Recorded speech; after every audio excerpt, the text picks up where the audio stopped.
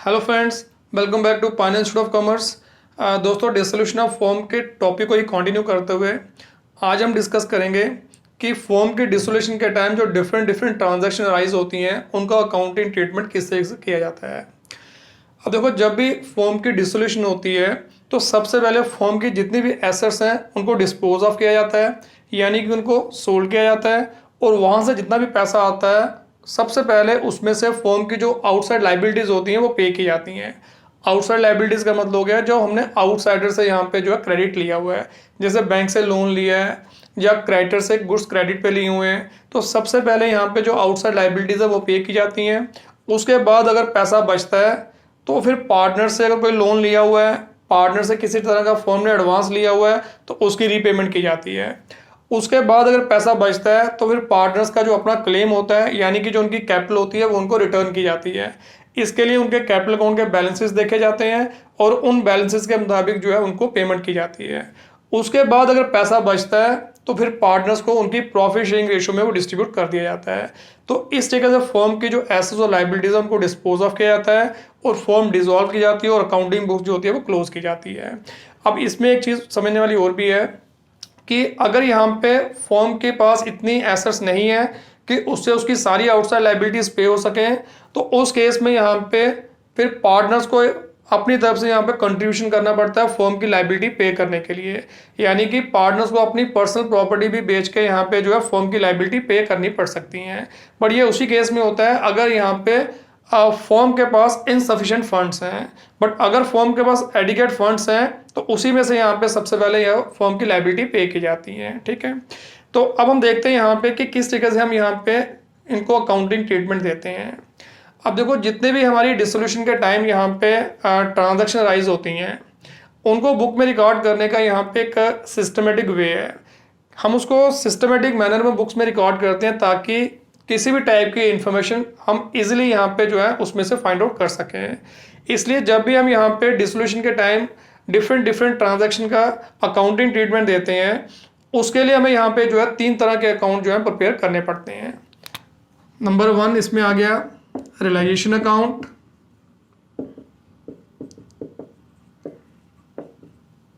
Number 2 इसमें आ गए जितने भी पार्टनर्स हैं उनके capital account, partners capital account.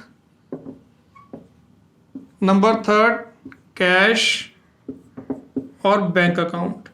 तो 3 टाइप के अकाउंट हमें डिसोल्यूशन के टाइम जो है प्रिपेयर करने पड़ते हैं।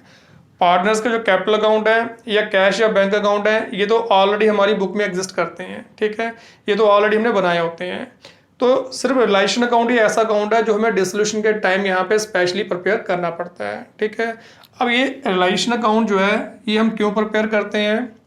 अब देखो, यहाँ पे फर्म की जितनी भी एसेट्स हैं या उसकी लाइबिलिटीज़ हैं उनको डिस्पोज ऑफ करके फर्म की लाइबिलिटी पे करने के बाद कितना प्रॉफिट या कितना लॉस हुआ ये फाइंड आउट करने के लिए जो अकाउंट हम प्रिपेयर करते हैं उसको हम बोलते हैं रियलाइजेशन अकाउंट। ठीक है, कि कई बार क्या होता है कि फर्म की सभी एसेट बेच के उसमें से सारी लाइबिलिटीज या सारा क्लेम पे करने के बाद यहाँ पे जो है कुछ बच जाता है। तो अगर यहाँ पे कुछ बैलेंस बचता है, चाहे वो पॉजिटिव है चाहे नेगेटिव है, अगर पॉजिटिव बैलेंस है तो प्रॉफिट है, अगर यहाँ पे नेगेटिव बैलेंस है तो लॉस।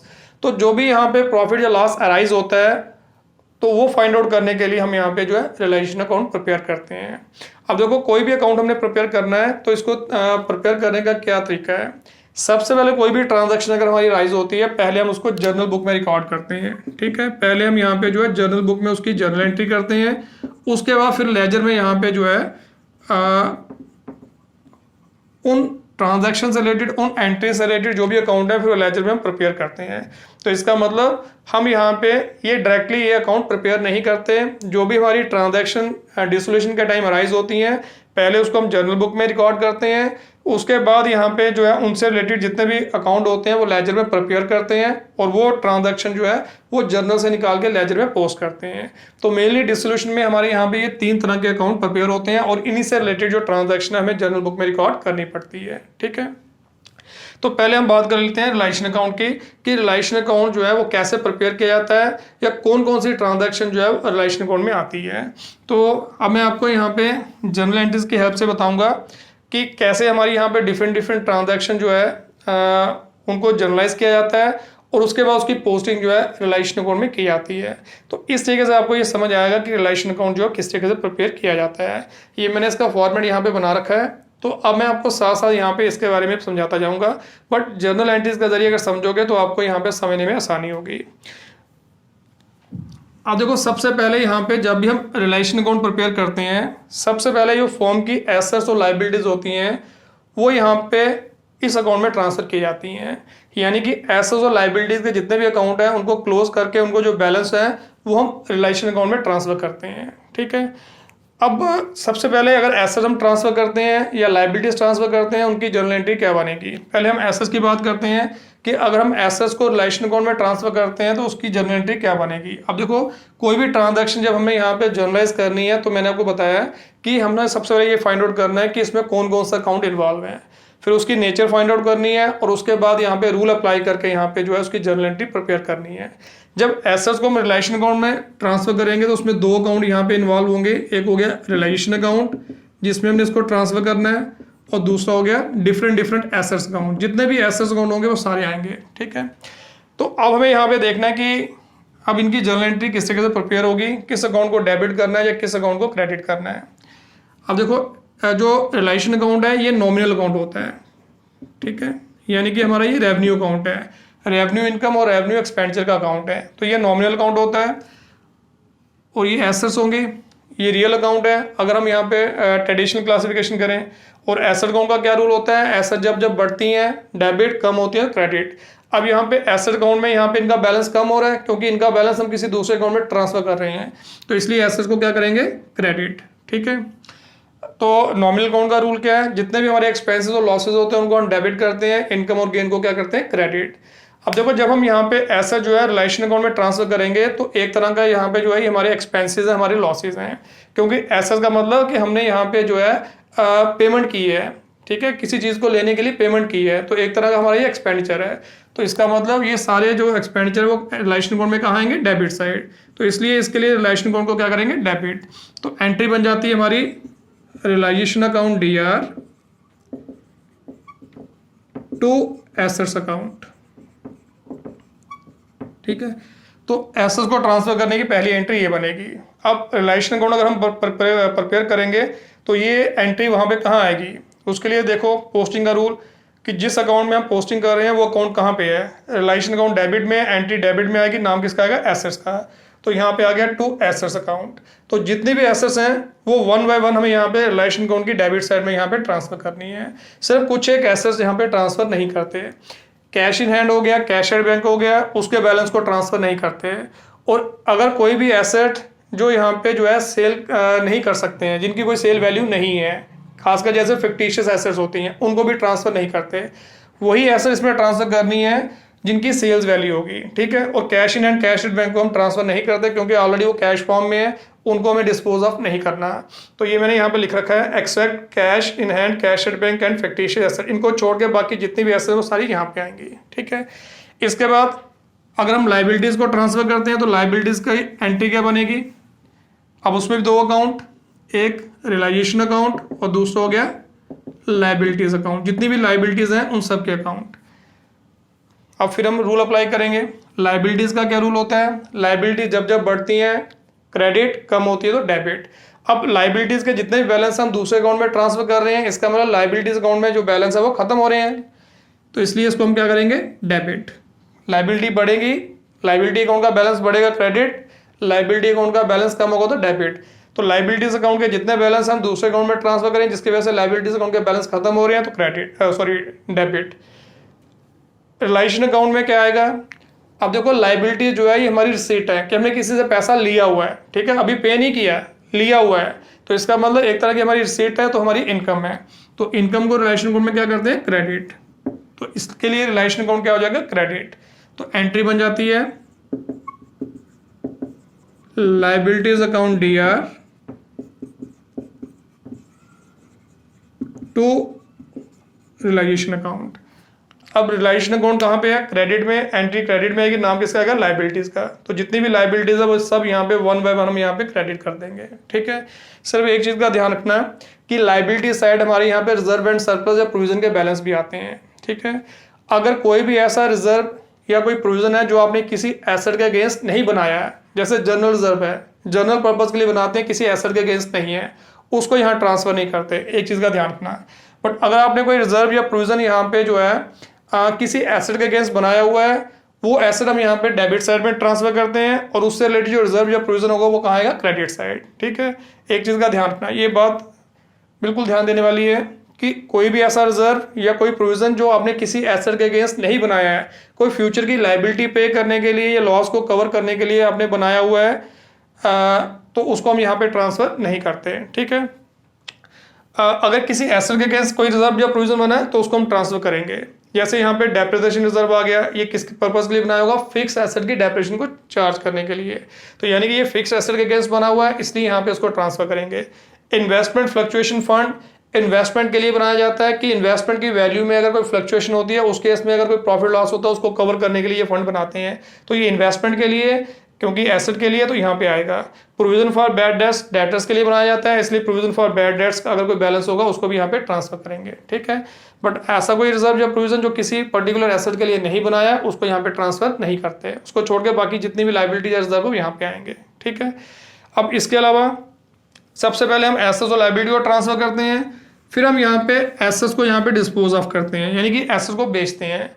तो जब एसेट को बेचते हैं तो एसेट को बेचने की क्या एंट्री यहाँ पे आएगी। अब देखो इसमें दो अकाउंट है, एक क्योंकि अब हमने यहाँ पे एसेट अकाउंट क्लोज कर दिए हुए हैं, एसेट्स को क्लोज कर दिया, उनका जो बैलेंस है वो रिलेशन अकाउंट में ट्रांसफर हो चुका है, इसलिए अब यहाँ पे हम एसेट्स नहीं लिखेंगे। जब एसेट को बेचेंगे तो वहाँ पे एसेट का नाम नहीं आएगा, वहाँ पे किसका नाम आएगा, रिलेशन अकाउंट का, क्योंकि जितनी भी एसेट्स और लायबिलिटी है वो रिलेशन अकाउंट में मर्ज हो चुकी हैं।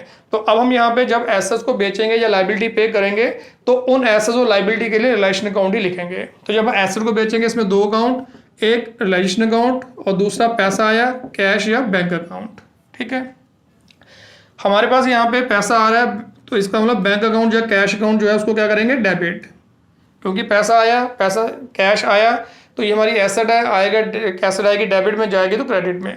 कैश आ रहा है तो इसलिए यहाँ पे बैंक अकाउंट या कैश अकाउंट जो भी होगा उसको डेबिट करेंगे। और क्योंकि हमारी एसेट जा रही हैं, एसेट हम बेच रहे हैं, तो उसके लिए रिलेशन अकाउंट को क्या करेंगे, क्रेडिट। ठीक है, क्योंकि ये जो रिलेशन अकाउंट है अभी हमारी एसेट को रिप्रेजेंट कर रहा है। तो एसेट जा रही है, क्योंकि एसेट जा रही है तो एक तरह से हमें यहाँ पे फायदा हो रहा है, इनकम हो रही है, क्योंकि हम यहाँ पे एसेट को बेच पा रहे हैं। तो इनकम है तो रिलेशन अकाउंट में कहाँ आएगी, क्रेडिट। तो एंट्री बन जाती है इसकी, बैंक अकाउंट डीआर या cash account DR to realisation account. अब रिलाइजेशन अकाउंट क्रेडिट में, एंट्री क्रेडिट में आएगी, नाम किसका आएगा, कैश या बैंक का, एसेट्स रियलाइज्ड। ठीक है, इस तरीके से एसेट्स को यहाँ पे जो है बेचने की एंट्री आएगी कि एसेट बेची, पैसा आया डेबिट, और एसेट को बेचने से वो पूरा का पूरा हमारा बेनिफिट, तो यानी कि इनकम, तो इनकम है तो रिलेशन अकाउंट में कहाँ आएगी, क्रेडिट, तो इसको क्रेडिट में डाल दिया। इस तरह से भी कर सकते हो, या हम ये भी कह सकते हैं कि भी पैसा आया, एसेट गई, पैसे को डेबिट और जो एसेट जा रही है उसको क्रेडिट। अब क्योंकि एसेट अकाउंट ऑलरेडी हम क्लोज कर चुके हैं, वो रिलेशन अकाउंट में ट्रांसफर कर चुके हैं, इसलिए यहाँ पे एसेट की जगह रिलेशन अकाउंट को ही डेबिट क्रेडिट करना है।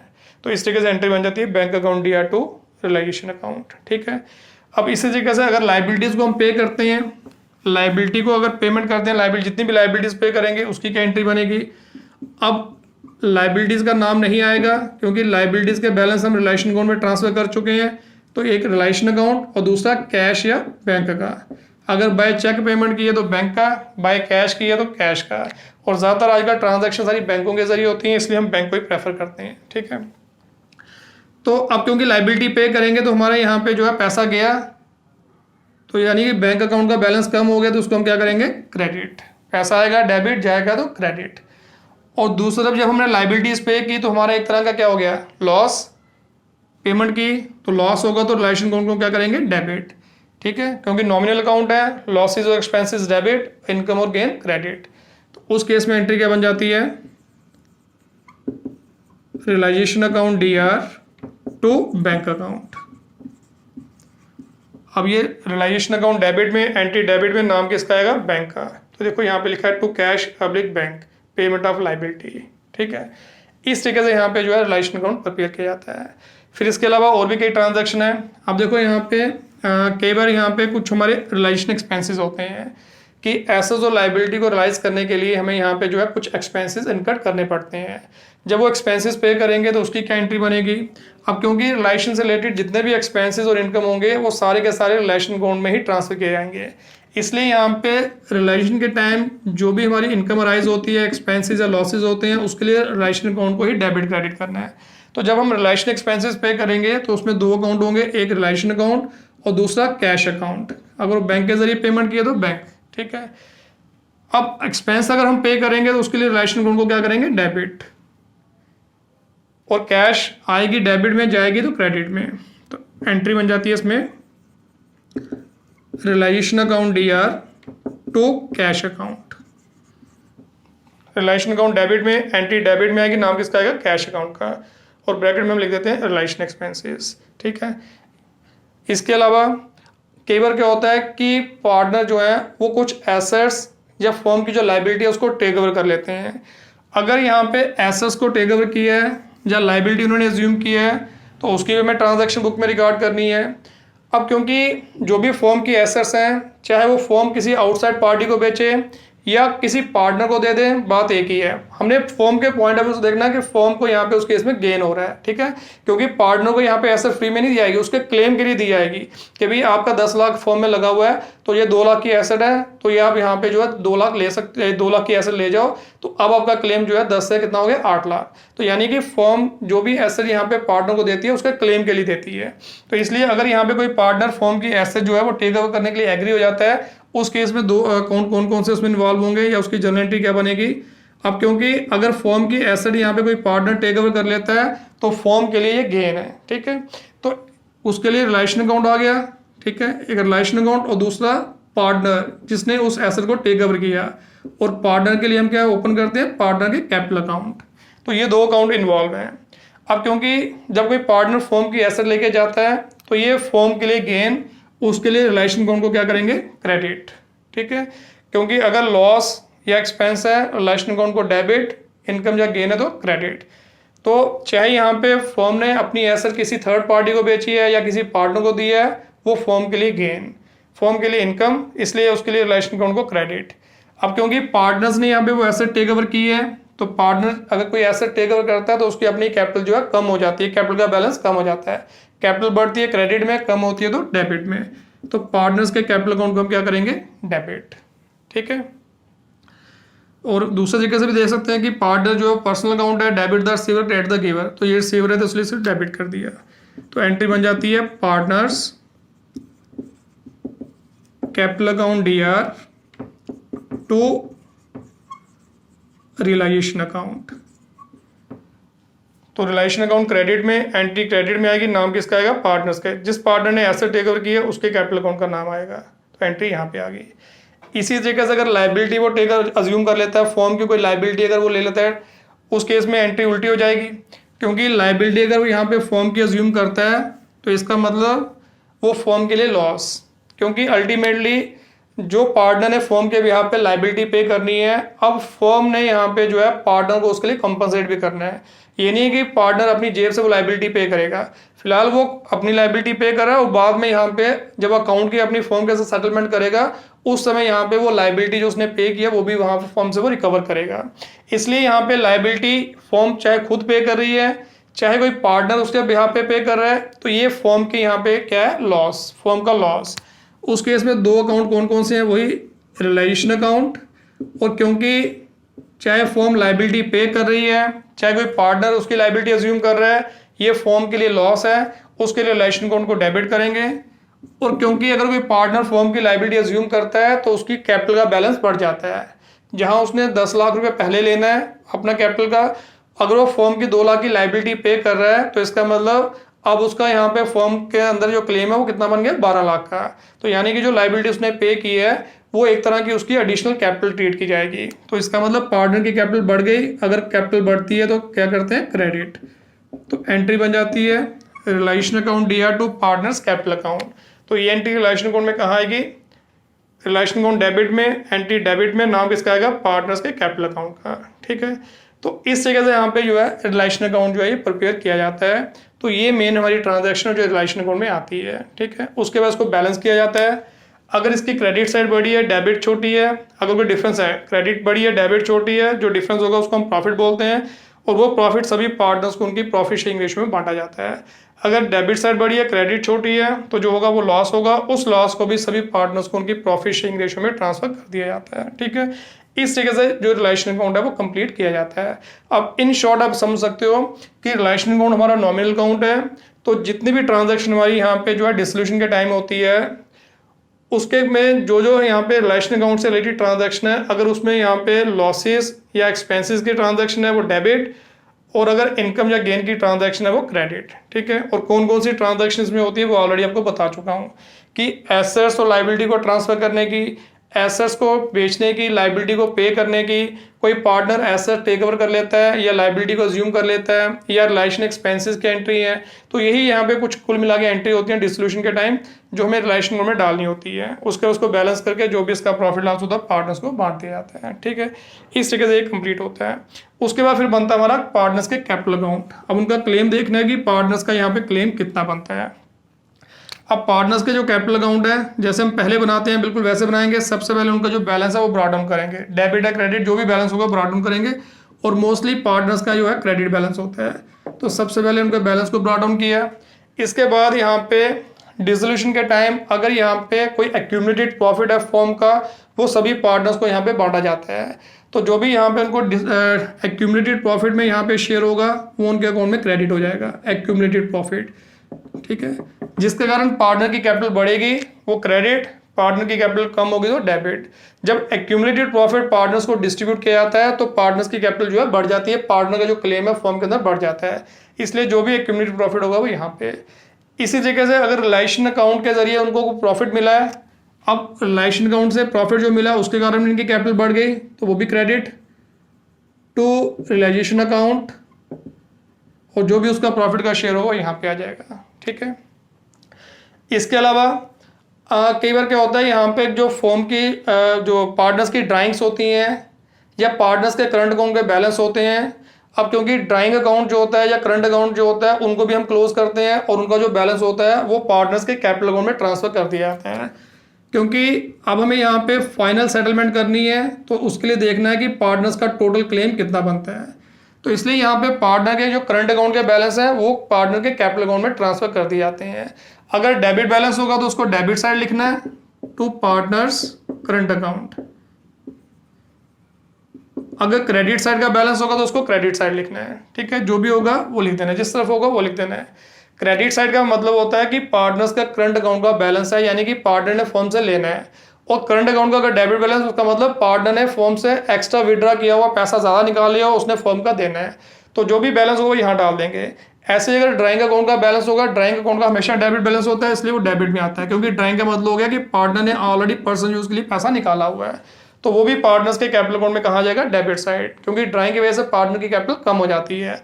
तो ड्राइंग अकाउंट को क्लोज करके उसका जो बैलेंस होगा यहाँ पे ट्रांसफर कर देते हैं। ठीक है, इसके अलावा अगर रिलेशन के टाइम लॉस होगा, अगर लॉस होगा, लॉस के कारण पार्टनर की कैपिटल कम हो जाती है, लॉस यहाँ पे, प्रॉफिट होगा तो यहाँ पे, लॉस होगा तो यहाँ पे। ठीक है, इसके बाद यहाँ पे इसको बैलेंस किया जाता है और बैलेंस करके देखा जाता है कि इसका कितना क्लेम बनता है, वो उसको पे किया जाता है, और पेमेंट की एंट्री होती है वो बाद में आती है, पेमेंट के टाइम जब हमें पेमेंट करनी होती है। तो फिलहाल अगर हम पेमेंट की एंट्री डालेंगे, मान लो अगर इसकी क्रेडिट साइड बड़ी है, डेबिट छोटी है, इसका मतलब इसने फॉर्म से पैसा लेना है। ठीक है, कि भाई इतना पैसा इसका लगा हुआ है, इतना ऑलरेडी वो फॉर्म से निकाल चुका है या उसका लॉस हो चुका है, बाकी जो बचा हुआ फॉर्म से लेना है। अगर डेबिट साइड बड़ी है, क्रेडिट छोटी है, तो इसका मतलब उसने फॉर्म से पैसा ज़्यादा निकाला हुआ है, उल्टा उसने फॉर्म का पे करना है। तो जो भी होगा उसके मुताबिक इसको बैलेंस करके जो है इनका जो क्लेम है वो डिस्पोज ऑफ किया जाता है। ठीक है, कैश अकाउंट या बैंक अकाउंट जो भी होगा ये लिख देंगे। अगर ये साइड बड़ी है, ये छोटी है, तो यहाँ पे टू कैश अकाउंट या टू बैंक अकाउंट। अगर ये बड़ी है, ये छोटी है, तो यहाँ पे अगर बाय बैंक अकाउंट या कैश अकाउंट, और उनका जो अकाउंट है वो सेटल हो जाता है। तो जितने भी पार्टनर्स होंगे सबके यहाँ पे कैपिटल अकाउंट इस तरीके से बनते हैं। ठीक है, फिर लास्ट में फिर हम बनाते हैं कैश और बैंक अकाउंट, ये फाइंड आउट करने के लिए कि भाई फॉर्म की एसेट्स को डिस्पोज ऑफ करके कितना पैसा आया और उसमें से कितना पैसा किस किस को कितना डिस्ट्रीब्यूट किया गया, ये फाइंड आउट करने के लिए या इनसे रिलेटेड इन्फॉर्मेशन को फाइंड आउट करने के लिए फिर हम बनाते हैं कैश अकाउंट या बैंक अकाउंट। ठीक है, जो भी यहाँ पे क्वेश्चन के मुताबिक अकाउंट होगा वहाँ पे वो हम बना लेंगे। कैश अकाउंट का अगर बैलेंस दिया तो कैश अकाउंट बनाएंगे, बैंक अकाउंट का दिया तो बैंक अकाउंट को बना लेंगे। तो अगर दोनों दे रखे हैं तो फिर यहाँ पे किसी एक अकाउंट का बैलेंस जो है दूसरे अकाउंट में ट्रांसफर कर देते हैं। जैसे मान लो बैंक अकाउंट हम बना रहे हैं तो उसमें पहले कैश अकाउंट का जो बैलेंस है वो भी ट्रांसफर कर देंगे, बैंक अकाउंट का अपना बैलेंस है उसमें होगा, और फिर उसके बाद बाकी ट्रांजेक्शन आएगी। या अगर हम कैश अकाउंट बना रहे हैं तो बैंक अकाउंट का बैलेंस में ट्रांसफर कर देते हैं, अगर दोनों अकाउंट होंगे तो। ठीक है, क्वेश्चन के अंदर हमारी बैलेंस शीट में अगर कैश इन हैंड भी होगा, कैश एट बैंक भी होगा, तो उस तरीके से ट्रीट करते हैं। तो अगर एक ही है तो उसके मुताबिक चलना है। मान लो हमारा यहाँ पे जो है बैंक अकाउंट है। अगर बैंक अकाउंट है तो सबसे पहले देखेंगे कि इसका बैलेंस कितना है। पहले इसका बैलेंस ब्रॉट डाउन करेंगे कि हमारी बैलेंस शीट के मुताबिक कितना बैलेंस है, पहले वो यहाँ लिखेंगे। ठीक है, क्योंकि ये हमारी एसेट है, बैंक अकाउंट का बैलेंस होगा या कैश इन हैंड होगा, हमारी एसेट है, और एसेट का हमेशा डेबिट बैलेंस होता है। फिर हम देखेंगे कि भाई एसेट जो हमने बेची है, यानी कि फर्म की जब डिसोल्यूशन के टाइम पैसा हमारे पास कहाँ कहाँ से आया और कहाँ कहाँ हमने पे किया है, और डिसोल्यूशन के टाइम पैसा कहाँ से आएगा, एसेट्स को बेच के। पैसा आएगा तो यहाँ पे डेबिट में, जाएगा तो क्रेडिट में। तो जो भी हमने एसेट्स बेची होंगी उनसे जो पैसा आया वो डेबिट में, तो उसके लिए अकाउंट किसका नाम लिखेंगे, रिलेशन अकाउंट, क्योंकि हमने रिलेशन अकाउंट के जरिए ही यहाँ पे एसेट की सेल की एंट्री रिकॉर्ड की है। तो इसलिए यहाँ पे रिलेशन अकाउंट का नाम आएगा और ब्रैकेट में लिख देंगे एसेट्स रियलाइज्ड। ठीक है, जितने भी एसेट हैं। अब देख लो यही एंट्री हमारी रिलेशन अकाउंट में भी आई थी, वहाँ क्रेडिट में, यहाँ डेबिट में। ठीक है, तो कोई भी ट्रांजैक्शन है अगर एक अकाउंट के डेबिट में आती है, दूसरे अकाउंट में कहाँ आती है, क्रेडिट में। तो देख लो, और शॉर्टकट में समझा दिया कि कैश अकाउंट या बैंक अकाउंट कैसा बनेगा, पैसा आएगा डेबिट में, जाएगा तो क्रेडिट में। इसके अलावा फिर हमारी कौन सी ट्रांजैक्शन हो सकती है कि हमने लाइबिलिटी जो है पे की, लाइबिलिटी पे की तो पैसा गया, एंट्री कहाँ गई, क्रेडिट में। और क्योंकि रिलेशन अकाउंट के जरिए ये पेमेंट की गई तो रिलेशन अकाउंट का नाम आएगा। ठीक है, इसके अलावा अगर रिलेशन एक्सपेंसेस पे किए फिर पैसा गया, फिर यहाँ पे रिलेशन अकाउंट का नाम आएगा। ठीक है, इसके अलावा अगर पार्टनर का लोन पे किया है, लोन पे किया है, तो यहाँ आएगा पार्टनर्स लोन अकाउंट, क्योंकि पैसा गया। ठीक है, इसकी पहले हम जर्नल एंट्री भी बनाएंगे, उसके बाद यहाँ पे एंट्री इसमें आएगी। अब पार्टनर का जब लोन पे करेंगे तो क्या एंट्री बनेगी, पार्टनर के लोन हमारी फर्म की लाइबिलिटी है, लाइबिलिटी बढ़ती है क्रेडिट में, कम होती है तो डेबिट में। तो पार्टनर का जब लोन पे करेंगे तो पार्टनर का लोन कम हो जाएगा, यानी खत्म हो जाएगा, पार्टनर फर्म की लाइबिलिटी कम हो जाएगी, तो पार्टनर के लोन को डेबिट करेंगे, पैसा जा रहा है तो कैश को क्या करेंगे, क्रेडिट, कैश या बैंक अकाउंट को क्रेडिट। तो बैंक अकाउंट क्रेडिट में, एंट्री क्रेडिट में, नाम किसका आएगा, पार्टनर्स के लोन अकाउंट का। तो जो भी उसका लोन पे किया वो यहाँ पे आ गया। ठीक है, शॉर्टकट में अगर देखें तो पैसा जाएगा क्रेडिट में, तो ये जर्नल एंट्री बनती है। इसके बाद इस तरीके से इसकी पोस्टिंग होती है। तो इनकी तो हम एंट्रीज ऑलरेडी बना चुके हैं, तो इसकी एंट्री अभी तक नहीं आई थी तो मैंने आपको बता दी। ठीक है, तो इस तरीके से पहले जर्नल बुक में एंट्री रिकॉर्ड करते हैं, फिर अकाउंट के अंदर उसकी पोस्टिंग होती है। और शॉर्टकट में है तो याद रखो, जब हम कोई भी एसेट अकाउंट बना रहे हैं, एसेट आएगी डेबिट में, जाएगी तो क्रेडिट में। इसके अलावा और क्या ट्रांजैक्शन हो सकती है कि लास्ट में हम पार्टनर्स का जो क्लेम है उनके कैपिटल अकाउंट के मुताबिक वो पे करते हैं। तो जब उनको पे करेंगे तो फिर पैसा जाएगा, तो यहाँ पे जिस पार्टनर को जितना पे किए वो यहाँ आएगा, टू पार्टनर्स कैपिटल अकाउंट। ठीक है, और अगर किसी पार्टनर का यहाँ पे कैपिटल अकाउंट का डेबिट बैलेंस है, इसका मतलब कि उसने फॉर्म का देना है, तो वो फॉर्म को पे करेगा। तो जब वो फॉर्म को पे करेगा तो फॉर्म के पास पैसा आएगा, तो एंट्री आएगी डेबिट में, to partners capital account. Form से जो पार्टनर है अगर उनसे कुछ लिया फॉर्म ने या लेना है वो डेबिट में, और जो यहाँ पे उनका क्लेम पे किया गया है वो क्रेडिट में, पैसा आएगा डेबिट में, जाएगा तो क्रेडिट में। उसके बाद इनको हम टोटल कर देते हैं, ये दोनों साइडें यहाँ पे बराबर आनी चाहिए, क्योंकि फॉर्म के बाद जितना पैसा था वो कहाँ से आया ये साइड बता रही है, और ये पैसा किस तरीके से डिस्ट्रीब्यूट किया गया वो ये साइड बता रही है, और फॉर्म के बाद जितना पैसा होगा उतना ही यहाँ पे डिसोल्यूशन के टाइम यहाँ पे जो है डिस्ट्रीब्यूट कर दिया जाता है। ठीक है, जो लाइबिलिटीज पे करने के लिए यूज़ होगा वो लाइबिलिटीज पे करने के लिए यूज़ किया जाता है, जो लोन पार्टनर का लिया है उसको पे करने के लिए जो लगता है उसको दिया जाता है, रिलेशन एक्सपेंसेस वगैरह इनकर्ड होते हैं उसके लिए जो पेमेंट होती है वो की जाती है, और फिर बाकी पार्टनर्स का जो क्लेम है उनको सेटल किया जाता है। इस तरीके से जितनी भी कैश फॉर्म के पास अवेलेबल होती है वो सारी की सारी यहाँ पे यूज़ हो जाती है, इसलिए लास्ट में इसमें कुछ बैलेंस नहीं बचता। ठीक है, तो दोनों साइड यहाँ पे बराबर आनी चाहिए, और अगर ये बराबर नहीं है तो इसका मतलब कहीं ना कहीं गलती हुई है। तो इस तरीके से यहाँ पे फिर हम यहाँ पे जो है फॉर्म की जो बुक्स है वो क्लोज करते हैं, और फॉर्म जो है पूरी तरह डिजॉल्व हो जाती है और फॉर्म जो है बंद हो जाती है। क्लियर है, तो दोस्तों ये थे कुछ हमारी यहाँ पे डिसोल्यूशन ऑफ फॉर्म का अकाउंटिंग ट्रीटमेंट, कि किस तरीके से हम यहाँ पे अकाउंटिंग बुक्स में यहाँ पे डिसोल्यूशन ऑफ फॉर्म से रिलेटेड जो ट्रांजैक्शन वो रिकॉर्ड करते हैं। अब इसी के साथ ये टॉपिक हमारा यहीं पे कंक्लूड हो जाता है और पार्टनरशिप जो है हमारा कंप्लीट हो जाता है। तो सारे यहाँ पे टॉपिक हमने 1 बाय 1 कवर किए, पूरी डिटेल के साथ हमने यहाँ पे जो है हर टॉपिक को टच किया। तो इसमें टाइम भी थोड़ा काफ़ी लग गया, बट ये टॉपिक क्योंकि था भी लेंथी, इसलिए यहाँ पे जो है इसमें इतना टाइम देना पड़ा। तो दोस्तों आज हमारा पार्टनरशिप भी ख़त्म हो गया। तो अब हम यहाँ पे अगले सेशन में नए टॉपिक की शुरुआत करेंगे। तो चलिए दोस्तों, मिलेंगे अपने अगले सेशन में एक नए टॉपिक के साथ। Thank you very much.